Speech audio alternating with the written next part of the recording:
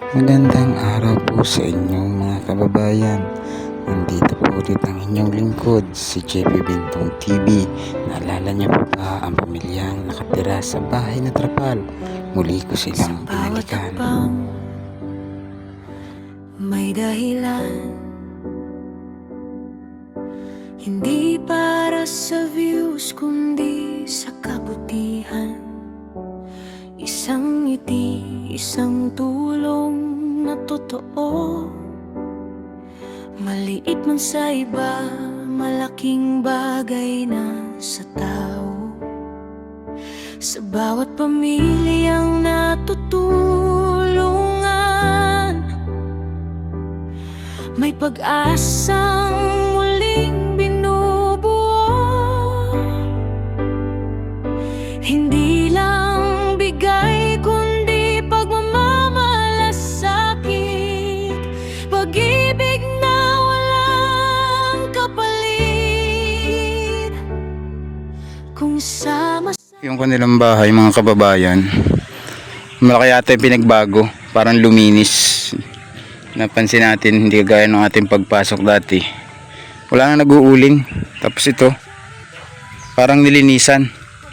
So, te, good morning. Ito yung bata, oh. Sila magnanay, oh. Wala si kuya? Ba't parang yung bahay mo pag-ibaan na naman? Inaano nga ng mga pusa ako. Ginigiba ng mga pusa? Oo.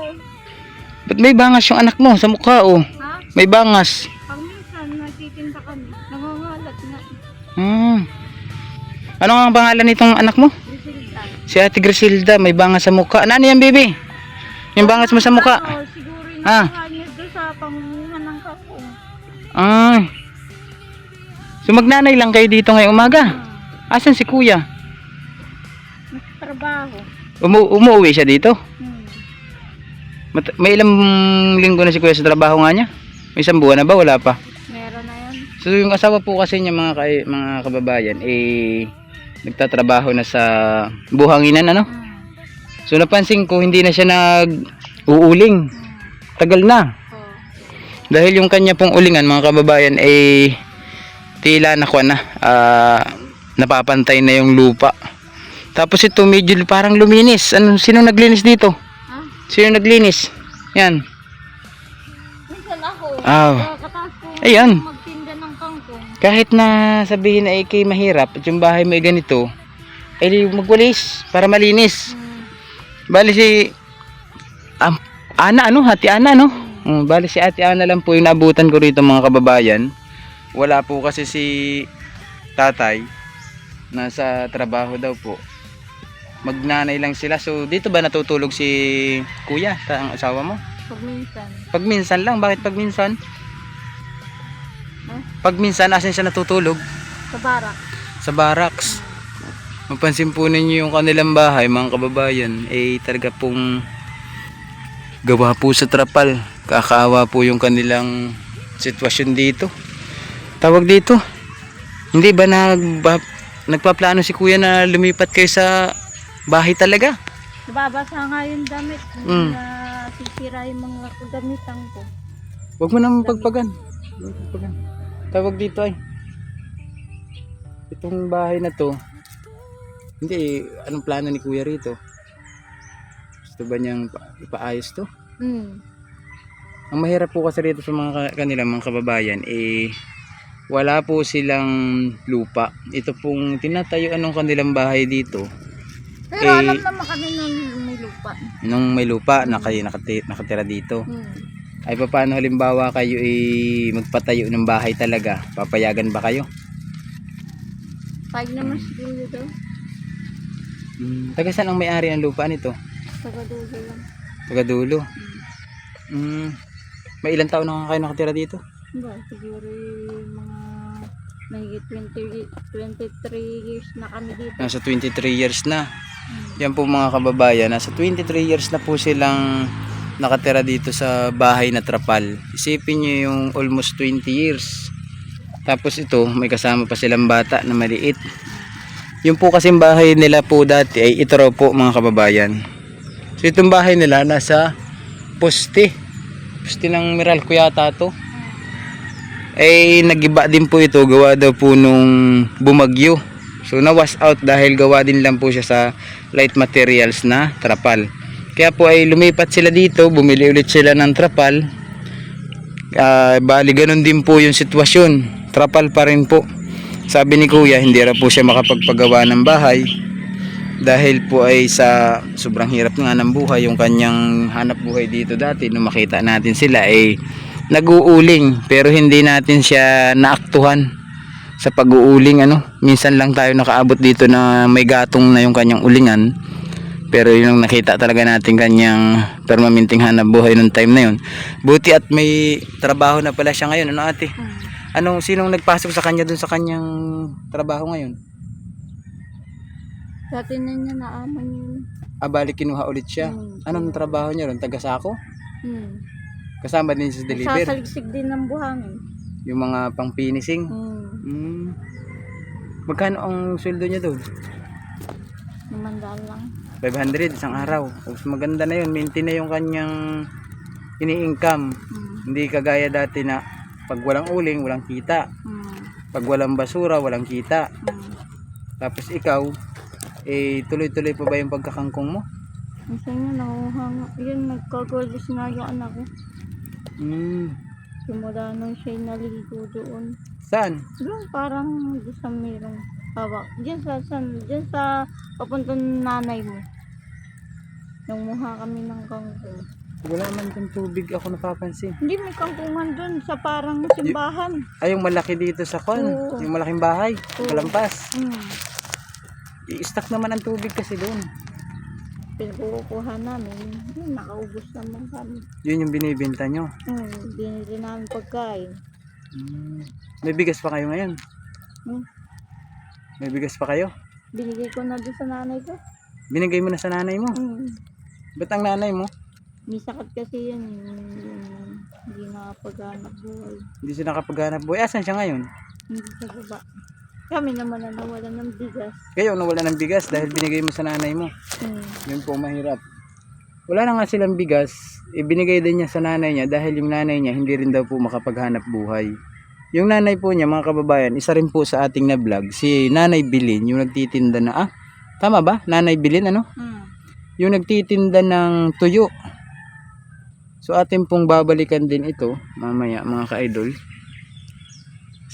Sila po yung ating nauna na targetin ngayong umaga dahil madalang ko silang maabutan dito sa kanilang bahay. Nung nakaraan kasi galing na ako rito 3 bisis na. Lagi kayong wala. Sa pagtitinda nga. Nagtitinda kayo ng gulay kahit mainit. Mangga. Kawawa yung bata. Yung bata po, mga kababayan, susugat yung paa gawa ng panguha daw ng kangkong. Siguro nakuha siya ng tubig. Tapos hanggang sa mukha. Ayun tingin ka nga dito, nini. Ayun Sus, kawawa yung mukha mo. Dapat binibilhan mo ng kanyan. Pati nga ulo. Yung tawag dito ay tapos araw-araw ding naliligo dapat. Naligo ka na ba? Di pa. Kailan siya naligo? Kahapon. Oo. Dapat siya araw-araw naliligo para yung kanyang sugat malinisan. Tapos bilhan mo siya ng amoxicillin, yung binubudbud. Grabe mga kababayan. So ito po mga kababayan, sana po ma-share po ninyo itong video na ito nilang magnanay na pamilyang nakatira sa bahay na trapal. So ang tanging may ibibigay sa kanilang tulong ngayon at ng aming mga sponsor sa ngayon ay ito, yung mabigyan natin sila pag bumalik tayo ng bigas dahil ito po yung ating pangkaraniwang ginagawa. So meron po akong bibigay sa inyong bigas ulit, saglit lang kuhain natin mga idol.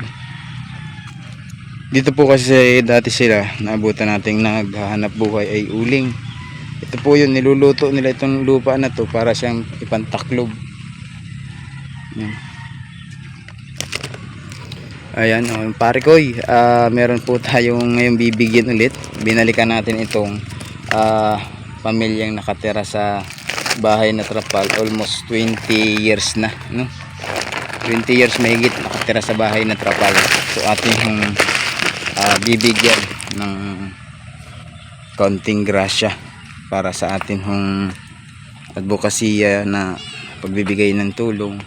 Ito po ay galing sa ating napakabait na si Pare Koy Danny Makasait na walang sawang tumutulong na makapagbigay tayo ng pabigas. So ito bigas ulit. Magtira ka din naman sa iyo tulad yan, may anak eh. Huwag mo lahat, kung magbibigay ka sa nanay mo nga huwag mo ilahat, magtira ka ng para sa inyong magnanay. Tulad yan, di wala pa kayong almusal, ano, mamaya na kayo. Yung kanilang lutuan, ito po yung kanilang lutuan mga kababayan, ganyan po yung kanyang sitwasyon. Tapos ito naman yung kanilang bahay na diyan na sila nagkukuhan. Tapos dapat ate, hindi man sa pangingialam, ano po, dapat tagliligpit ka dyan, oh. Baka mamaya gapangan nyo ng ahas, pagbahaya ng ahas, dapat tinitiklop mo yung mga damit, tapos nilalagay mo sa sako, o di kaya tinatabi mo ng kinakamada mo ng ayos pag natiklop. Kaya ba't ang dami nyo palang damit, napansin ko lang.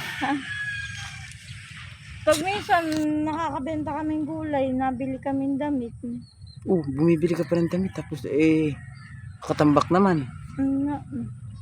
Dapat nagkukang ka, tao dito, nililinis mo. Minsan napunta ako doon sa... Sayang yan pag nagkabasa. Masasayang siya pag nagkabasa. Pag nabasa ng ulan yan. Lalo na may padating pala ng bagyo. Kaya nga, dapat kuhan ka, tawag dito, nagliligpit, nilalagay mo sa sako.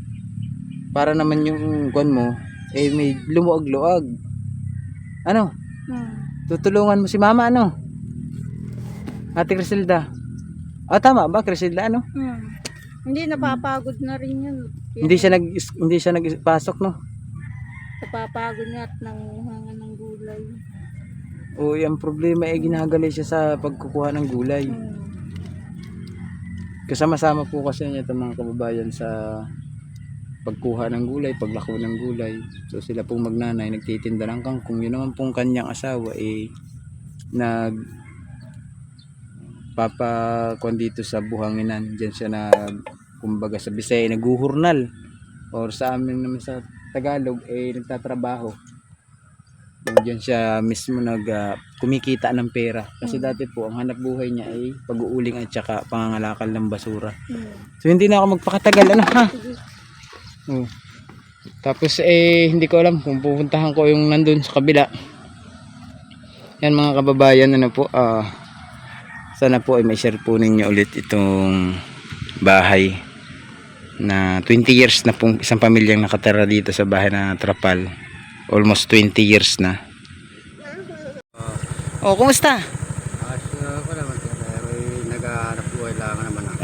Diyan ka na nakatrabaho? Ang pangalan Tatay Ronaldo, no? Si Tatay Ronaldo, guys, siya po yung asawa ni Auntie Ana, yung pinuntahan natin dun sa kabila. So dito po siya nagtatrabaho sa buhanginan. Kumusta naman yung trabaho dyan? Ayos naman ako siya. Naman nag-apa naman para mapagko lang aking pangarap ko. Maganda dahil meron ka ng maintain na trabaho, ano, pagbutihin mo, no? Pagbutihin ko naman. Nagaling ako dun sa iyo, nagdala ako ng bigas dun sa iyong asawa. Asan ka na papunta? Sa aking halamanan. May halaman kami dyan na kabila. May mga gulay? Ayos yun para hindi... makatulong din sa pag- Oo. Magkano ang nasahod mo dyan? 4,000 naman sir ang buwan. Isang buwan, 4,000. Ayos na. Pabigas naman. Oo, mga kabigas-bigas ka na kahit paano. Sige. Salamat. Ingat. So, yun mga kababayan, natapos po tayo ng pag-interview ulit dito sa pamilya nakatira sa bahay na trapal. So, maraming salamat po ulit sa ating sponsor, Pare Koy Danny Makasait, thank you po sa iyong pabigas. So, ngayon po, ito po last batch na pala ng ating pabigas na ating papamigay. Hindi ko alam kung mauubos siya ngayon. Sana meron pang kasunod at mas marami pa. sumunod na blessing para tuloy-tuloy yung ating pag-iikot, no? Sana ay masalubong ko kayo, makita ko kayo sa ating paglalakbay na karapat dapat na mabigyan at mabahagihan ng ganitong mga blessing, di ba? So maraming salamat and God bless everyday. Bayan, natapos po tayo ng pag-interview ulit dito sa pamilya nakatira sa bahay na Trapal. So maraming salamat po ulit sa ating sponsor, Pare Koy, Dali Makasait, thank you po sa iyong pabigas. So ngayon po, ito po ay last batch na pala ng ating pabigas, na ating ipapamigay. Hindi ko alam kung mauubos siya ngayon. Sana ay meron pang kasunod at mas marami pa sumunod na blessing para tuloy-tuloy yung ating pag-iikot, no? Sana ay masalubong ko kayo, makita ko kayo sa ating paglalakbay na karapat dapat na mabigyan at mabahagihan ng ganitong mga blessing, di ba? So maraming salamat and God bless everyday. Bye bye.